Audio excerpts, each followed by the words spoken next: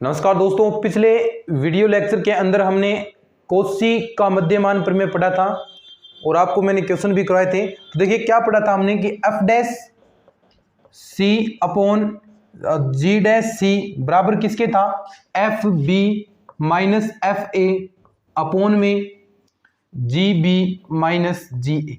ये तो आपका एक सब में पर्टिकुलर चीज है, ये तो आपको याद रखना ही रखना है। और दो जो मेन चीजें होती हैं कि जो अंतराल आपको a, b दिया है उसमें फंक्शन सैवृत होना चाहिए, और दूसरी चीज कि उसके अंदर अवकलनीय भी होना चाहिए विवृत अंतराल के अंदर। तो ये तो नॉर्मल चीजें थी, एफ डैश सी अपॉन जी डैश सी बराबर F B minus F a ji b minus g a. ये तो बस चीजें क्या चेंज होगी हर स्टेटमेंट के लिए। अगर हम लांगराज पढ़े हैं, हमने रोल प्रमेय पढ़ी है, हमने ये कोशी वाली पढ़ी है, तो इनमें चीजें चेंज क्या हुई है, सिर्फ ये चीज। और ऐसे ही स्टेटमेंट आपसे पूछेगा एग्जाम के अंदर, यही पूछेगा कि जो आपको थ्योरम का नाम दे दिया कोशी, जो कोशी का मध्यमान थ्योरम है उसके लिए सत्य कथन है, तो बाकी सारी चीजें आपको मिलेंगी, ये भी स्टेटमेंट मिलेगा और बाकी गलत मिलेंगी, तो ये इसका आंसर सही हो जाएगा। तो ये तो हमने पिछले लेक्चर के अंदर पढ़ लिया था। आज हम एक और इंपॉर्टेंट थ्योरम पढ़ने वाले हैं, व्यापक मध्यमान प्रमेय। व्यापक मध्यमान प्रमेय, इसमें देखना क्या क्या चीज, बस थोड़ी थोड़ी चीजें चेंजेस होंगी। व्यापक मध्यमान प्रमेय, इंग्लिश में कहेंगे general mean value theorem, general mean value theorem. ठीक है, अब इसके अंदर क्या होगा, तीन आपके फंक्शन होंगे कि अंतराल आपको दे दिया, अंतराल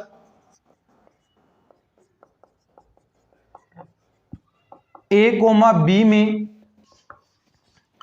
तीन फलन, कौन कौन से, एफ एक्स जी एक्स एच एक्स परिभाषित हैं। ठीक है, ये तीन फंक्शन है एफ एक्स जी एक्स। अब तक हमने चीजें पढ़ी, पहले लांगराज प्रमेय में एक ही था एफ एक्स, एफ डैश सी बराबर आपकी वैल्यू आई थी। दूसरे में ऐसा हुआ जो कोशी था उसके अंदर दो आ गए, एफ डैश और जी डैश आ गए, उसमें आपने संबंध पढ़ा। अब आपके पास तीन आ गए, एफ एक्स जी एक्स एच एक्स, अब उनमें डैश लगेगा। तो इनमें कैसे क्या सिस्टम होगा ये देखना। तो देखिए परिभाषित हो तो नंबर एक जो अंतराल आपको दे रखा है, अंतराल कौन सा, ए कोमा बी, जो ये सैवृत अंतराल है, सैवृत अंतराल में ये तीनों फंक्शन अंतराल में सतत हो, सतत यानी कॉन्टिन्यूअस हो। ठीक है, ये बात समझ गए।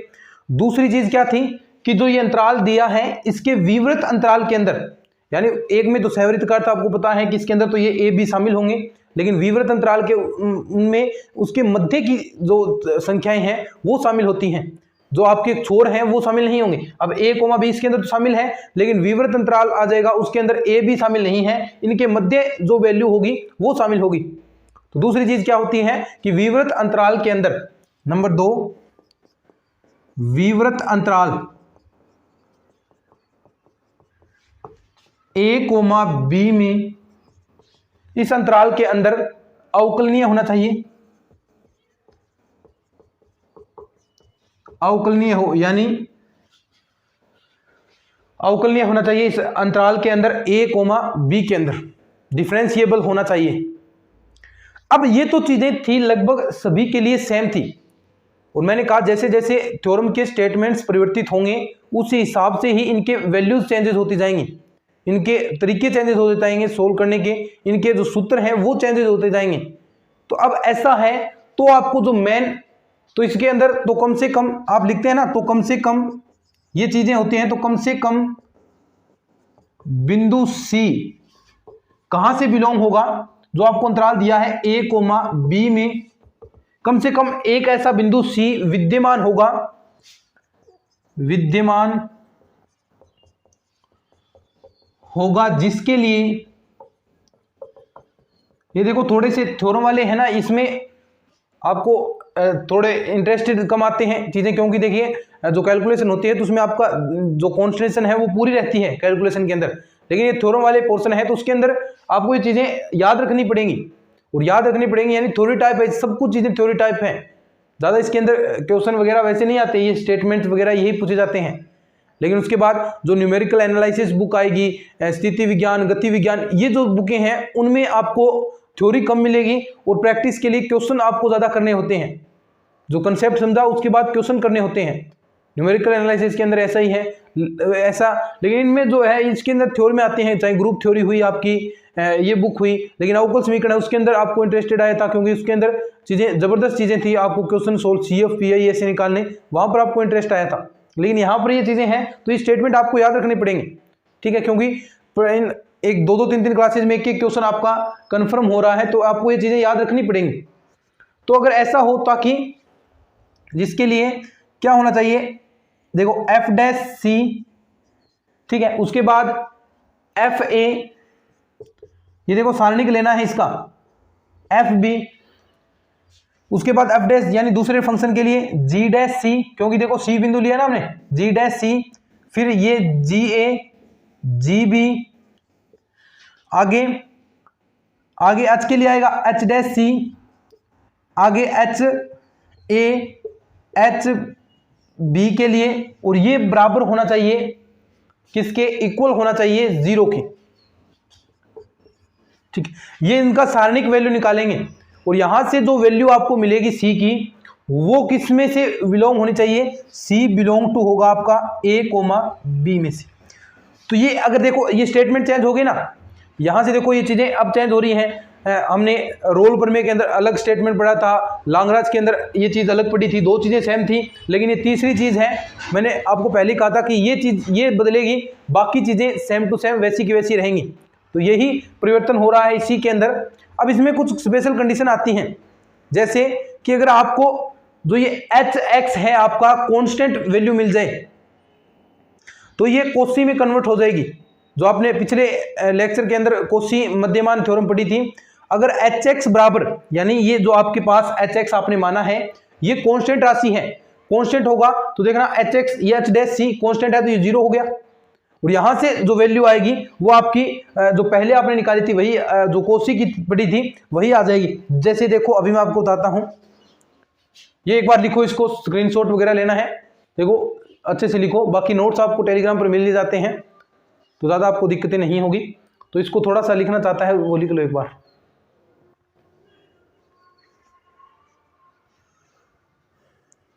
ठीक है। बहुत सारे आपके कमेंट्स आते हैं कि सर सेकंड ग्रेड मैथ्स का तो आप यहां पर करवा रहे हैं, हम सेकंड ग्रेड के पहले पेपर की तैयारी कैसे करें, या और कोई भी आप RPSC एग्जाम की तैयारी कर रहे हैं या किसी भी एग्जाम की तैयारी कर रहे हैं तो आप इंडिया के लार्जेस्ट लर्निंग प्लेटफॉर्म अनअकैडमी पर एक बार जरूर विजिट कीजिएगा। आपको यहाँ पर क्या फैसिलिटीज मिलती हैं, यहाँ पर आपको इंडिया के टॉप एजुकेटर पढ़ाते हैं, साथ में लाइव क्लासेस होती हैं, नोट्स आपको प्रोवाइड होते हैं, टेस्ट सीरीज आपके लिए होती है, स्कॉलरशिप आपको मिलती है।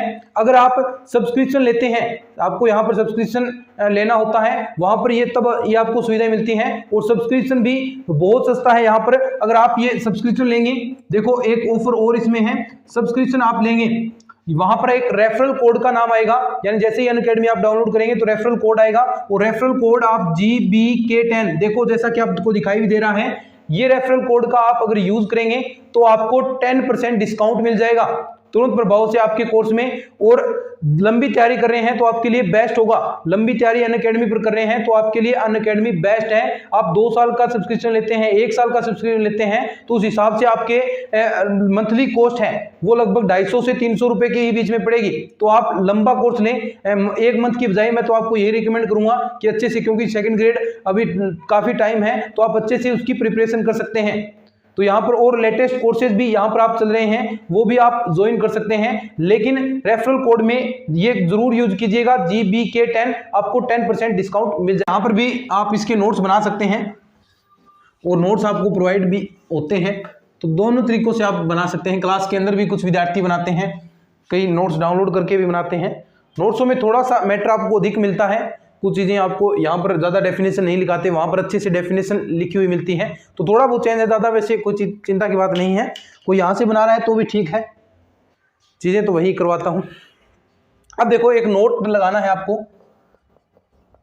क्या कि जो आपको प्रमेय थी, आपने ये जो लास्ट में स्टेटमेंट पढ़ा, अभी मैं यहां पर लिख देता हूं एक बार और आपको चीजें बताऊंगा। एफ डैश सी, नीचे एफ ए, एफ बी, ये सारणिक है, आपने पढ़ भी लिया होगा। ये जो 12th के अंदर लगती है सारणिक डिटरमिनेंट्स, वो मैंने आपको करवा भी दिए है 12th वाला पोर्शन। तो अगर किसी को पता नहीं होगा कि 12th वाला भी मैं आपको करवा रहा हूँ, सेकंड ग्रेड वाला, तो 12th वाला भी आप देख सकते हैं। सभी के लिंक आपको, जो प्लेलिस्ट है हमारी बना रखी है, दोनों के अलग अलग प्लेलिस्ट है, तो दोनों के लिंक आपको डिस्क्रिप्शन में मिल जाएंगे। टेलीग्राम का भी है, तो वहां पर आप नोट्स डाउनलोड कर सकते हैं, ठीक है। उसके बाद जी डैश सी, ये g A, ji b, h dash C, H A, H b बराबर क्या होगा 0। अब कंडीशन नंबर 1 आती है, नोट में देखना कि अगर आपको एच एक्स जो आपने माना था वो एक के कांस्टेंट राशि हो। अब देखो कांस्टेंट है तो एच डैश सी आप इसका करोगे तो यानी एच डैश एक्स करोगे तो भी आपका क्या आ गया, ये 0 आएगा।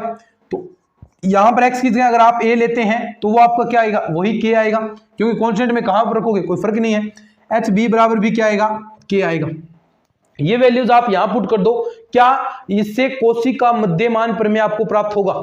ये है कि इससे आपको, अगर ये कांस्टेंट है तो इससे कोशी का मध्यमान थ्योरम आपको प्राप्त होती है, कोशी मध्यमान प्रमेय, ठीक है। कोशी मध्यमान थ्योरम आपको प्राप्त होगी।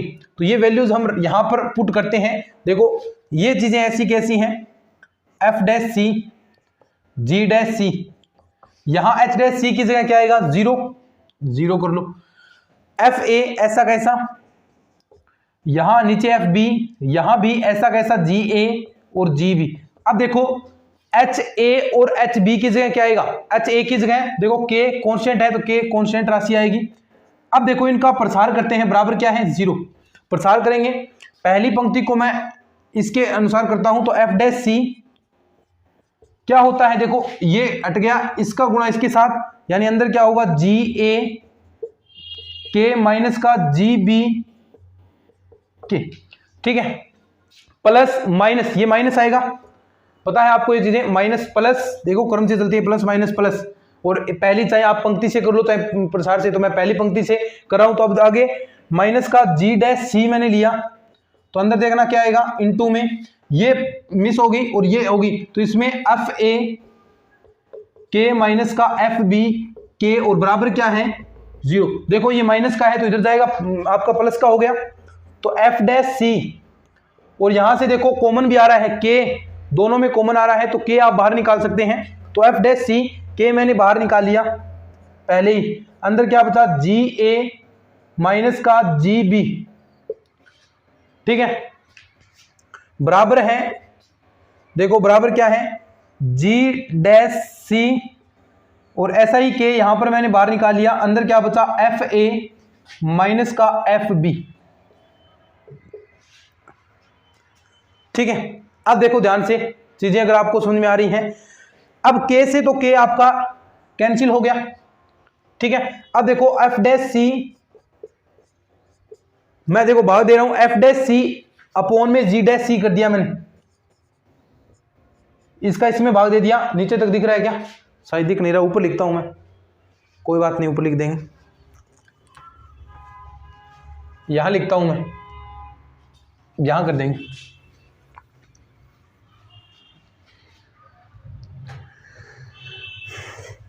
एफ डैश सी अपॉन जी डैश सी बराबर देखो क्या आएगा, यानी इसका इसके अंदर भाग दूंगा मैं, एफ ए माइनस का एफ बी अपॉन में जी ए माइनस का जी बी। अब देखो दोनों में से माइनस मैं कॉमन लूंगा ऊपर वाले में, तो एफ डैश सी अपॉन में जी डैश सी बराबर, देखो कॉमन लिया, माइनस मैंने कॉमन ले लिया, माइनस का एफ बी माइनस का एफ ए, दोनों मैंने कॉमन लिया है, नीचे भी माइनस कॉमन आएगा, जी बी माइनस का जी ए। तो देखो माइनस से माइनस आपका क्या हो गया, प्लस हो गया, माइनस से माइनस प्लस हो गया। अब देखो ये स्टेटमेंट किसका मैंने आपको बताया था पिछले लेक्चर के अंदर, ये लेक्चर शुरुआत हुई थी तब भी मैंने आपको बताया था कि पिछले लेक्चर के अंदर हमने कोशी का मध्यमान थ्योरम पढ़ा था। तो ये देखो ये क्यों चीजें मैं समझा रहा हूं, ऐसी एग्जाम के अंदर कंडीशन आएगी, ऐसा दे देगा कि हाँ एच एक्स बराबर के हो, यानी जो आपको व्यापक मध्यमान थ्योरम है उसके अंदर एच एक्स बराबर के हो तो कौन सा थ्योरम बनेगा, तो यहां पर 4 नाम देगा, तो 4 नाम देगा। तो अगर आपको ये चीजें स्टेटमेंट याद हैं, मैंने आपको पहले भी बताया था, क्लास हमारी हमने ये बीएससी वाला पोर्शन स्टार्ट किया था, उस वक्त भी मैंने आपको बताया था कि ध्यान रखना जो बीएससी का लेवल है उसके अंदर क्वेश्चन इजी आते हैं, ज्यादा हार्ड नहीं आते, और बीएससी में इजी क्वेश्चन स्टेटमेंट पूछेगा, यही आपका टाइम बचाएगा। मैंने आपको पहले भी क्लास के अंदर बताया था कि यही आपका टाइमिंग बचाएगा, जो एग्जाम के अंदर आपका टाइम लगेगा वो इनमें ही कम लगेगा। बाकी जो 11th 12th वाले हैं उसके अंदर बहुत सारा टाइम लगेगा, क्योंकि क्वेश्चन टिपिकल आते हैं 1 मिनट के अंदर, कई क्वेश्चन ऐसे होते हैं जो सोल्व होंगे नहीं। इसी वजह से तो स्टूडेंट्स हैं वो कई तो 40-50 क्वेश्चन में ही रह जाते हैं, 150 में से 40-50 क्वेश्चन के अंदर ही रह जाते हैं। तो ऐसा नहीं है, कम से कम हमें 80-90 क्वेश्चन करने हैं, 80-90 क्वेश्चन करेंगे और पहला पेपर अच्छा जाएगा तो हमारा सिलेक्शन होगा। तो ये मानकर चलो कम से कम 90-95 तो हमें क्वेश्चन हर हाल में अटेम्प्ट करने हैं। और ऐसा नहीं है कि आप अटेम्प्ट करते ही जाओ, तो ये भी थोड़ा सा देखना है कि पेपर किस तरह का है। कई बार पेपर हार्ड आ जाता है तो जिसमें 30-40 क्वेश्चन किए हैं उसका भी सिलेक्शन हो जाता है। तो पेपर अगर ज्यादा हार्ड है तो ज्यादा आपको अटेम्प्ट करने नहीं है। देखो क्यों अटेम्प्ट करेंगे तो गलत भी हो सकते हैं क्वेश्चन, क्योंकि हम तो अनुसार अपने हिसाब से करेंगे तो गलत हो जाएंगे, तो ज्यादा अटेम्प्ट भी सही नहीं रहता है।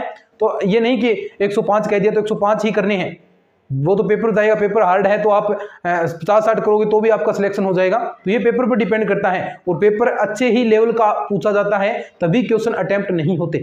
ठीक है, हाँ तो ये क्या थ्योरम होगी आपकी, ये कोशी का मध्यमान प्रमेय, ये याद रखना है, कोशी मध्यमान थ्योरम। तो इसको आप लिखना चाहें तो लिख लो एक बार, कोशी मध्यमान थ्योरम। फिर एक आपको इसी के अंदर एक और स्टेटमेंट मैं करवाऊंगा, तो एक बार लिख लो।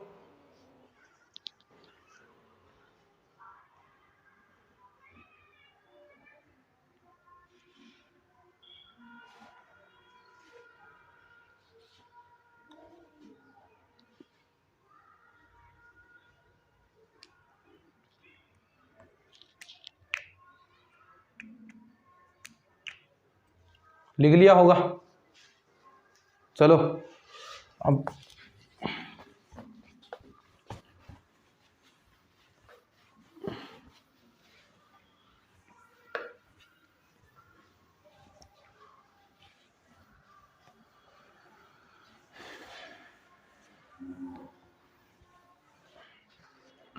देखना, ये तो आपने पढ़ लिया। दूसरा कथन अभी आपने पढ़ा कि एच एक्स बराबर के कॉन्स्टेंट हो, वो तो हुई हो, यानी जो आपने जो स्टेटमेंट पढ़ा है क्या कि एफ डैश सी और नीचे F A F B G dash C G A ji B और यहां H dash C H A H B, इसका सारणी क्या है 0 के बराबर। ये तो आपने व्यापक मध्यमान थ्योरम में पढ़ लिया कि ये होता है। अब जो पहला स्टेटमेंट था उसके अंदर हमने पढ़ा कि अगर एच एक्स बराबर आपका कांस्टेंट है तो ये तो होगा ही होगा, दूसरे कथन के बारे में बात कर रहे हैं। साथ में जो जी एक्स है आपका, देखो हमने पिछले लेक्चर के अंदर भी पढ़ा था कि जो आपका जो कोशी मध्यमान थ्योरम था उसके अंदर अगर जी एक्स बराबर एक्स हो तो वो लांगराज थ्योरम में परिवर्तित हो जाता है। ऐसा इसी के साथ भी होगा। क्या है कि जो ये कथन दिया है, कथन में या जो थ्योरम आपने अभी की है में यदि जी एक्स बराबर क्या हो एक्स हो, जी एक्स बराबर तो एक्स हो तथा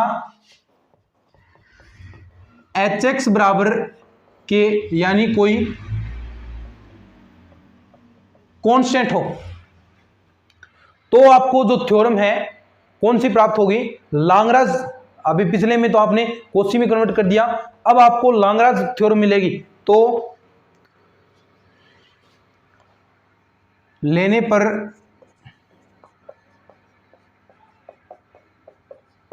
लांगराज प्रमेय का कथन प्राप्त होता है।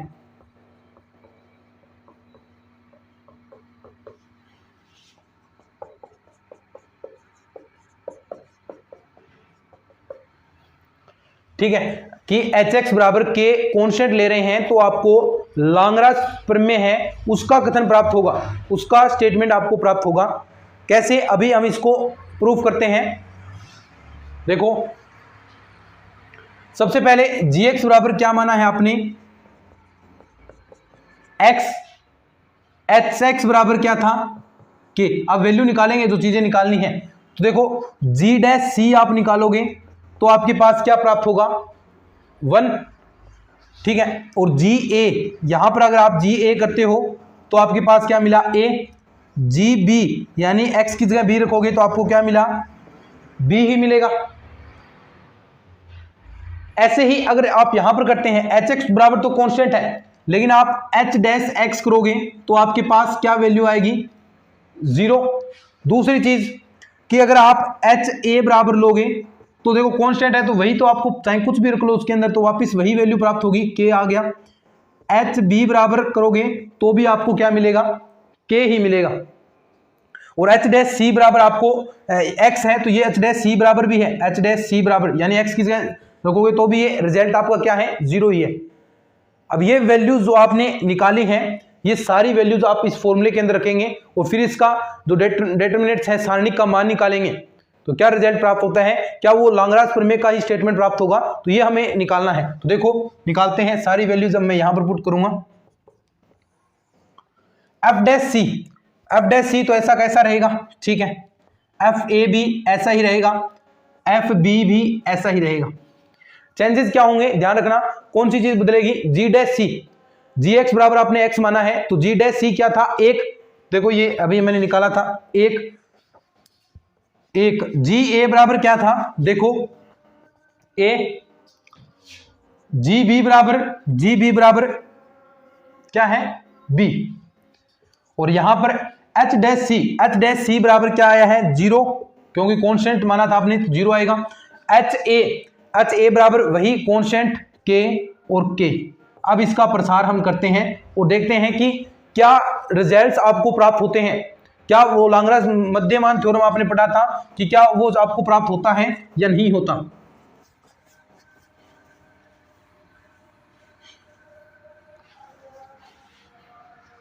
देखो एफ डैश सी, अब ये पहली पंक्ति में ले रहा हूं, इसके सापेक्ष हम इसका प्रसार करेंगे। एफ डैश सी ये लीजिए, पहली पॉजिटिव होगी। अब इनटू में क्या आएगा, ये पहली पंक्ति छोड़ दी, ये छोड़ दिया, अब गुणा होगी ए के माइनस का बी के, ए के माइनस का बी के। उसके बाद जो ये वैल्यू आएगी क्या होगी, -1, तो यहां पर आ गया आपका माइनस का 1। अब देखो इसका ये पंक्ति छोड़ दिया, इसका ये स्तंभ छोड़ दिया, गुणा कौन सा होगा, एफ ए के माइनस का एफ बी के, एफ ए के माइनस का एफ बी के। अब देखो आगे 0 है तो ये 0 से गुणा होगा तो पूरा आगे वाला पार्ट ही आपका क्या हो गया, प्लस का 0 बराबर क्या है, 0। अब देखो जो चीजें आपको कॉमन मिल रही हैं वो चीजें आप कॉमन निकालो यहां पर। तो ध्यान से देखेंगे तो यहां पर के इसमें कॉमन आ रहा है, तो देखो यहां पर लिखते हैं अपन एफ डैश सी, के कॉमन ले लिया, अंदर क्या बचा, ए माइनस का बी बराबर, देखो इसको मैं बराबर ले जाता हूं 0 के, तो यहां से आपका क्या कॉमन आएगा, एक है तो के यहां पर कॉमन आ रहा है, के ये निकाल लिया मैंने, और अंदर क्या बचा है, एफ ए माइनस का एफ बी, ठीक है। अब देखो ध्यान से चीजें, के से के कैंसिल हो गया। अब जो स्टेटमेंट होता है लाग्रांज थ्योरम का, एफ डैश सी बराबर होता है, और एफ डैश सी बराबर क्या होता है, देखो ये एफ डैश सी बराबर हम करेंगे तो ये इसके नीचे जाएगा एफ ए माइनस का एफ बी, नीचे क्या आएगा, ए माइनस का बी, ठीक है। अब जो थ्योरम का स्टेटमेंट होता है आपको पता होगा, लाग्रांज थ्योरम है, लाग्रांज मध्यमान प्रमेय का स्टेटमेंट, लाग्रांज मध्यमान प्रमेय का स्टेटमेंट होता है क्या, एफ डैश सी बराबर F B minus F A, नीचे आएगा बी माइनस ए। ये हमने देखो ये स्टेटमेंट मैं आपको बिल्कुल अच्छे से क्यों समझा रहा हूं, क्योंकि ये स्टेटमेंट ही एग्जाम के अंदर पूछे जाते हैं। क्वेश्चन कम चांसेस होते हैं लेकिन ज्यादा स्टेटमेंट के पूछने के चांसेस होते हैं कि कौन सा लाग्रांज प्रमेय का स्टेटमेंट है। तो ये आपको मैं बार बार ये चीजें याद करवा रहा हूं कि आप अच्छे से इन चीजों को याद करो, ये याद रखनी है एक एक चीज आपको, ठीक है। अब देखो इसमें क्या चीज माइनस कॉमन ले लूंगा तो वैसा बन जाएगा ना। तो देखो एफ डैश सी, दोनों में माइनस माइनस कॉमन लिया तो माइनस माइनस से दोनों क्या हो गए, प्लस हो गए। तो एफ डैश सी बराबर आ गया एफ बी माइनस का एफ ए, नीचे आ गया बी माइनस ए, जो क्या है, जो लाग्रांज प्रमेय है, लाग्रांज प्रमेय का कथन है। ऐसे एग्जाम के अंदर चीजें पूछी जाती हैं, तो लिख लो इसको लाग्रांज थ्योरम, ये आपकी लाग्रांज प्रमेय हो गई।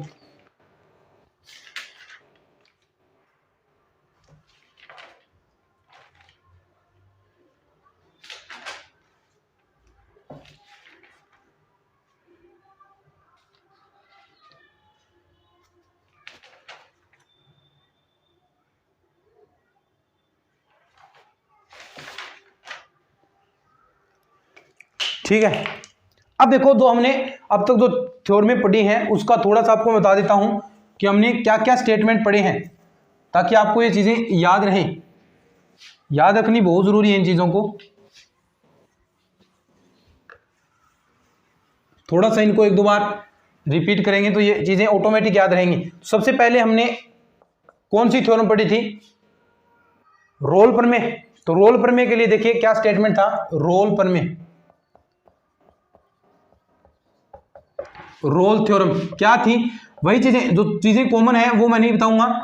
देखो रोल प्रमेय के लिए वही चीजें, अंतराल ए कोमा बी था, तो ए कोमा बी के अंदर सैवरित अंतराल के अंदर तो सतत होना चाहिए और विवर्त अंतराल के अंदर अवकलनीय होना चाहिए। तीसरी कंडीशन क्या थी, एफ ए बराबर एफ बी हो तो आपका सी कम से कम एक ऐसा बिंदु, सी कम से कम एक सी ऐसा बिंदु विद्यमान हो, सी बिलोंग टू कहां से होना चाहिए, जो आपका अंतराल दिया है ए कोमा बी। तो ये अगर इसमें से आप एफ डैश सी बराबर 0 करके निकालेंगे तो आपको जो सी आएगा वो इसके मध्य में से आपको बिलोंग होना चाहिए, उसके मध्य में से बिलोंग करेगा तब उससे रोल प्रमेय का सत्यापन होगा। तो ये आपने रोल प्रमेय पढ़ी। उसके बाद दूसरी थ्योरम का स्टेटमेंट क्या था, लाग्रांज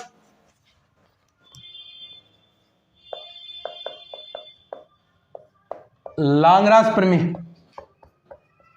ठीक है, लाग्रांज प्रमेय के अंदर क्या था, देखो सिंपल सा वो चीजें तो हो गई कि सैवरित होना चाहिए, सैवरित अंतराल के अंदर सतत होना चाहिए, कंटिन्यूअस होना चाहिए, विवरित अंतराल के अंदर अवकलनीय होना चाहिए, वो चीजें तो है ही। तीसरी कंडीशन क्या थी कि एफ डैश सी बराबर, जो मेन चीज थी कि ऐसा बिंदु विद्यमान होना चाहिए जिसके लिए एफ डैश सी बराबर क्या हो, एफ बी माइनस का एफ ए और नीचे बी माइनस का ए। ये स्टेटमेंट आपको याद रखने हैं, ये स्टेटमेंट याद रखने हैं आपको। तो ये तो था आपका लाग्रांज मध्यमान प्रमेय, पूछ सकता है लाग्रांज मध्यमान प्रमेय का स्टेटमेंट था। उसके बाद जो हमने पढ़ा था, देखो इंपॉर्टेंट चीजें कुछ छोटी छोटी चीजें और बताई थी, लेकिन जो इंपॉर्टेंट चीजें हैं आपकी काम की। उसके बाद तीसरी चीज हमने पढ़ी कोशी मध्यमान प्रमेय, कोशी मध्यमान प्रमेय, उसमें वही चीजें, यानी अब इसके अंदर दो चीजें आपकी आ गई, एक तो एफ एक्स आएगा, एफ एक्स फंक्शन तथा जी एक्स, इसके अंदर दो फंक्शन आ गए और अंतराल वही आपको ए कोमा बी अंतराल दिया है तो उसके अंदर आपका सतत होना चाहिए। दूसरा ए कोमा बी के अंदर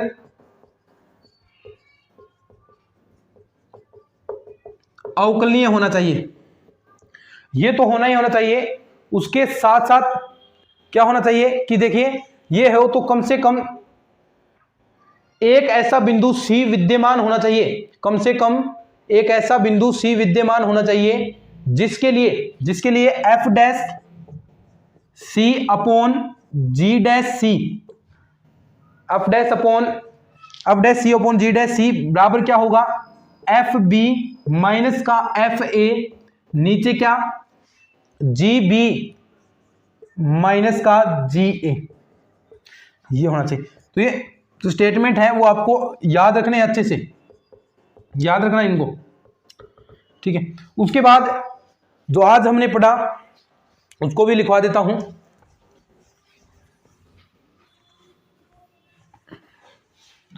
व्यापक मध्यमान प्रमेय, जनरल मीन वैल्यू थ्योरम।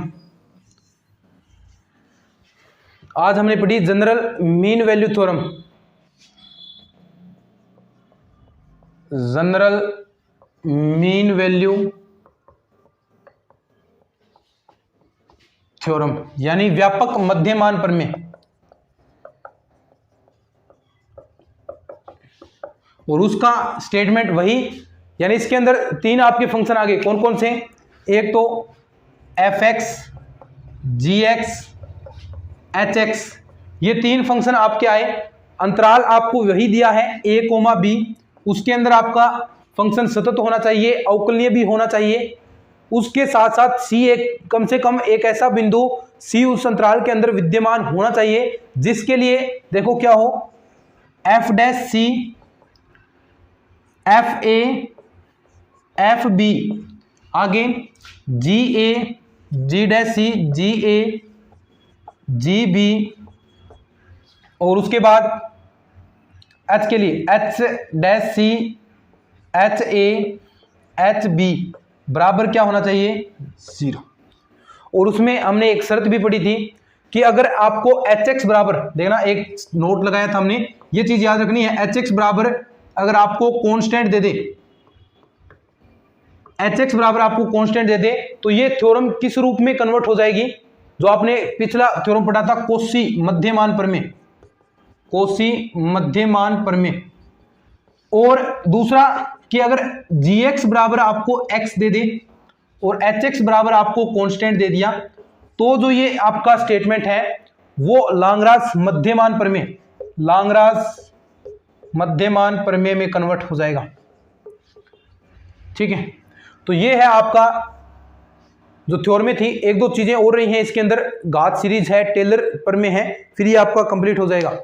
तो ठीक है, अगर ये आपको क्लासेस सीरीज अच्छी लग रही हैं तो इनको थोड़ा बहुत अपने दोस्तों में शेयर जरूर कीजिएगा, सपोर्ट दिखाएं अपना, क्योंकि सपोर्ट की ही, आपके सपोर्ट की ही जरूरत है। पूरा कोर्स हम यहाँ पर कंप्लीट करने वाले हैं, तो आपका सपोर्ट रहा तो ही ये चीजें संभव होगी। तो थोड़ा बहुत इन क्लासेस को अपने दोस्तों के साथ शेयर भी कर दिया करें। चलिए नेक्स्ट क्लास के अंदर ये जो हमने पढ़ा व्यापक मध्यमान, उसके बाद द्वितीय मध्यमान प्रमेय होगा और उसका हम क्वेश्चन करेंगे अच्छे से, और फिर उसके बाद टेलर प्रमेय, एक दो चीजें और ही हैं वो हम करने वाले हैं। चलिए, अगर ये अच्छी लगी है तो टेलीग्राम पर इसके नोट्स हैं, तो वो नोट्स हैं आप जरूर से अच्छे से डाउनलोड कर लीजिएगा और उनको साथ साथ नोट्स बनाइएगा भी, ताकि आपको और भी अच्छे से इन चीज़ों का बेनिफिट मिल सके। तो चलिए, आज के इस लेक्चर के अंदर इतना ही, मिलते हैं नेक्स्ट लेक्चर में, तब तक के लिए धन्यवाद। जय हिंद, जय भारत।